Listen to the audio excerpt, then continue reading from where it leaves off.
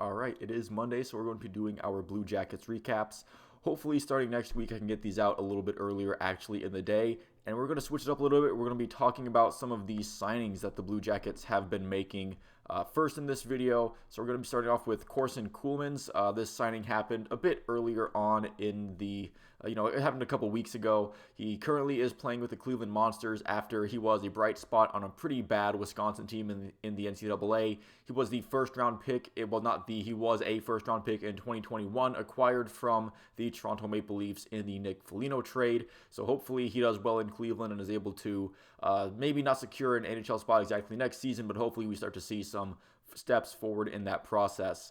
And they've also signed Cameron Butler to an entry-level deal. He plays in the OHL with the Oshawa Generals. He is a pretty big forward at 6'4", 210 pounds. I'm guessing once the Generals season ends, whenever that may be, I'm not a big expert on what the CHL schedule is looking like. I'm guessing that they'll send him to report to Cleveland, although maybe he'll go straight to Columbus because as of just today, they have signed Hunter McKown from Colorado College as a free agent out of the NCAA. He is going to report to the Blue Jackets, and he's going to be burning his first year of his entry-level deal this season. He's not going to be playing less than 10 games and having that ELC slide.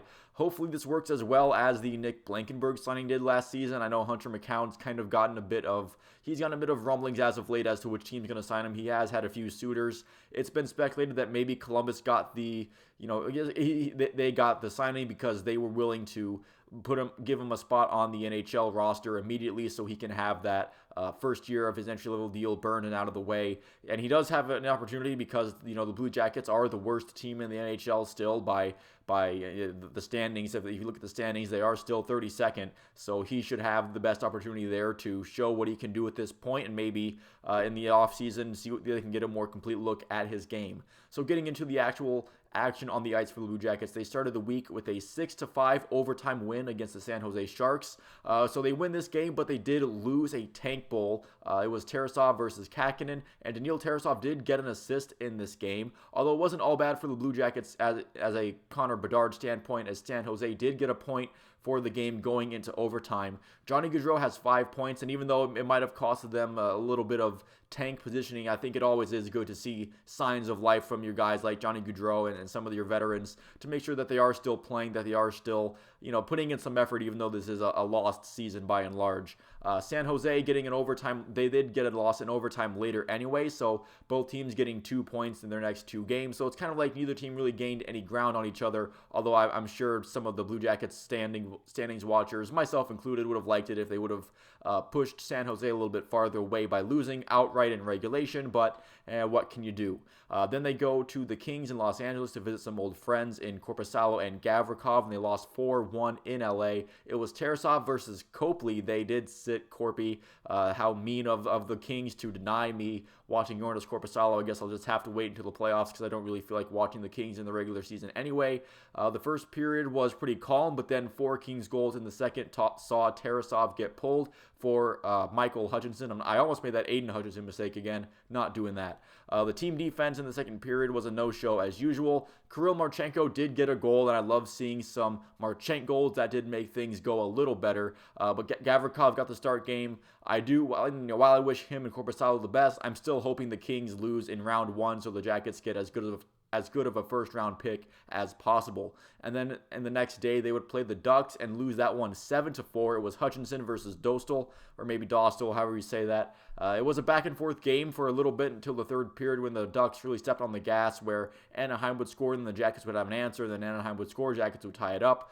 Scott Harrington did have 2 goals because, of course, why would he not have 2 goals in this game? Scott Harrington having a multi-goal game against his former team in the Blue Jackets definitely sums up how the season has gone for Columbus this far. Although 2 of my favorites in Blankenburg and Sillinger were able to put pucks in the nets. Cole Sillinger looking like the weight of the world was lifted on his goal. And Patrick Laine did finally have kind of one of his go through everyone. Goals kind of go in, although he did get a bit lucky as where the puck bouncing off a guy is right back onto his stick for a prime chance, but you get those anyway. You can take those. Another sloppy and high-scoring tank battle. This time the Blue Jackets winning the tank off, coming away with 0 points, losing in regulation. And then to end it off, they played against the Golden Knights in Vegas, getting stomped 7-2. It was Tarasov versus Patera. The only things really worth mentioning are another goal by Marchenko, so that's nice for him. That puts him in the second for rookie goal scoring in Blue Jackets history, so Kirill Marchenko continuing to be a bright spot on this dreadful team. And Patrik Laine was playing the top center in this one.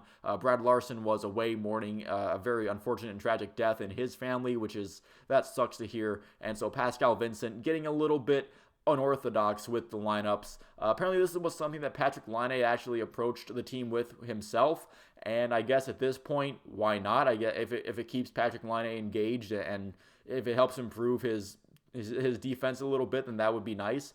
Although it is kind of perplexing that Kent Johnson, you think he's right there. Maybe if you're going to just be handing out the top line center job to anyone, maybe Kent Johnson could get a crack at it, but it doesn't seem like they've been developing him at center very much. I don't know why they're waiting so long, unless he's not really a center and they're just developing him as a winger, which I think is fine. But the messaging from the front office and even the coaching staff and the player himself is that they see center as his natural position.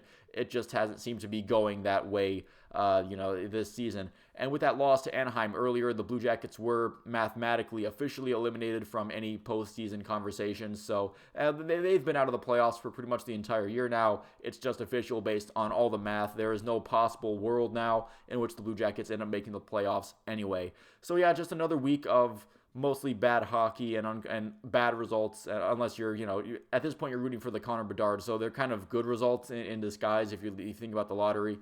But we all know how the Blue Jackets works out. Sometimes the Blue Jackets luck works out. They'll somehow fall their way to third, or they'll pass one team at the very end of the season and end up picking fourth. What a disaster that would be. But until then, we just have to keep sticking around until the Blue Jackets stop playing hockey. Thank you so much for watching. If you made it this far into the video, I will see you at the next one.